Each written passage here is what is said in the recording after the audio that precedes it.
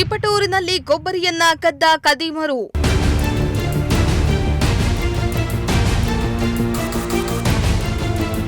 ಅಂಗಡಿ ಬೀಗ ಮುರಿದು ಕಳ್ಳತನ ಮಾಡಿದ ಐನಾತಿಗಳು.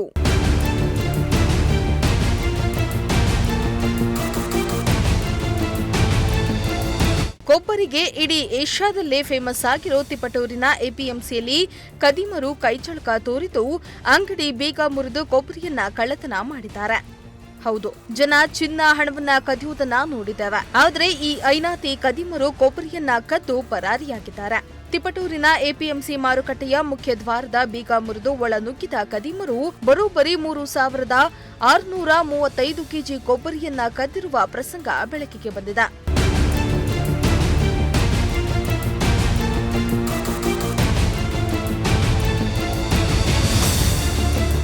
ಕೊಬ್ಬರಿ ವ್ಯಾಪಾರಿ ನಾಗರಾಜ್ ಎಂಬುವವರಿಗೆ ಸೇರಿದ ಅಂಗಡಿಯಲ್ಲಿ ಕಳ್ಳರು ತಮ್ಮ ಕೈಚಳಕ ತೋರಿದ್ದಾರೆ. ಇನ್ನು ಕದಿಯಲು ಬಂದ ಕಳ್ಳರು ಕಳ್ಳತನಕ್ಕೆ ಅಡ್ಡಿ ಬಂದವರನ್ನ ತಡೆಯಲು ಚಾಕು ಹಾಗೂ ಕಾರದ ಪುಡಿಯನ್ನ ತಂದಿದ್ರು ಎನ್ನಲಾಗ್ತಾ ಇದ್ದು, ಕೊಬ್ಬರಿ ಕದ್ದ ಬಳಿಕ ಚಾಕು ಕಾರದ ಪುಡಿಯನ್ನ ಅಂಗಡಿಯಲ್ಲಿ ಚೆಲ್ಲಿ ಖದೀಮರು ಪರಾರಿಯಾಗಿದ್ದಾರೆ.